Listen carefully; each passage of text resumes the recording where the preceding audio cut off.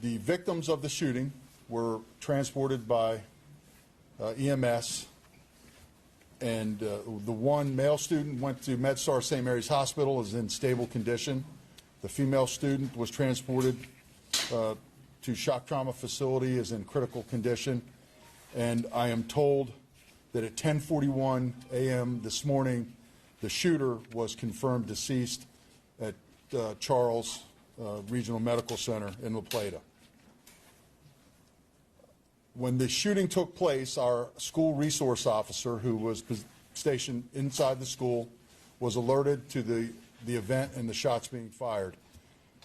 He pursued the shooter, engaged the shooter, during which that engagement he fired a round at the shooter. Simultaneously, the shooter fired a round as well. So in the hours to come, in the days to come, through detailed investigation, we will be able to determine if our school resource officer's round struck the shooter. The school resource officer is uninjured and was not struck by any firearm projectile.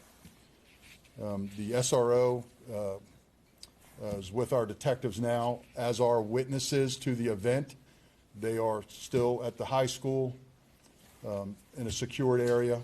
The remainder of the students from Great Mills High School, as our protocol and process and training, we brought buses in and had them removed to the Forest Tech Center in Leonardtown for parent reunification.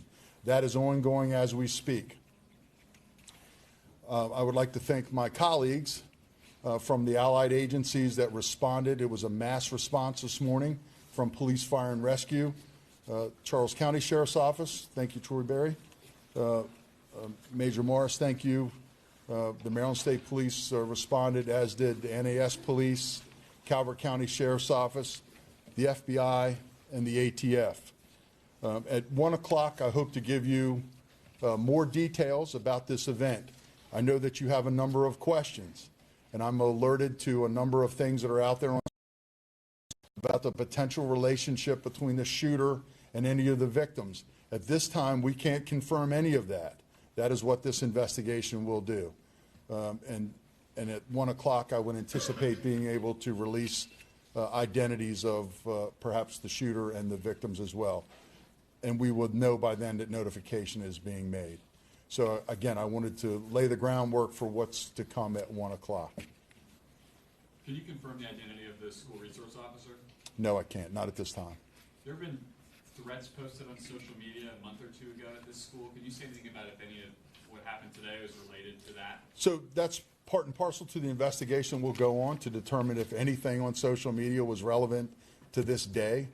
I'm not aware of anything, but again, we're going to go back and comb through that, as well as anybody involved, their social media posts. How many resource officers are for the school? We have a school resource officer assigned to each of our high schools. One? Yes, yes. Again, we're not taking questions right now at 1 o'clock. I appreciate it. Thank I you would very like to much. mention that the FBI has set up a 1-800 line. It's 1-800-CALL-FBI. If you have additional information that you would like to share with us, we set that 800 line up. So please give us a call there. I'll see you all again at 1 o'clock. Thank you all very much.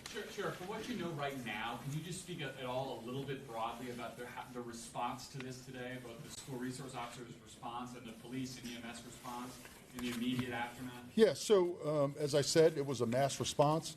You know, this is what we train for, this is what we prepare for, and this is what we pray that we never have to do. And on this day, we realize our worst nightmare, that our greatest asset, our children, were attacked in one of our places of a bastion of safety and security, one of our schools. So obviously that's what we're talking about right now across the country. And, you know, the notion of it can't happen here is no longer a notion. So despite training, you hope that you never have to do this, ever. And so now we're a very tight-knit community. And so now what I would ask our community to do would be pray for those victims and hope that we can return to some type of normalcy in our schools and in our community. When was your last formal active shooter training exercise? We train on that all the time, and in the schools was in the last calendar year. In fact, unfortunately, we've had incidences that were people with guns in some of the schools and bomb threats which we treat similarly. So we talk about school safety, school response weekly. In fact, we've done a number of parent meetings, community meetings on this within the last couple months. That's all the questions I'm going to take. I'll see you at 1. Thank you. You guys, please don't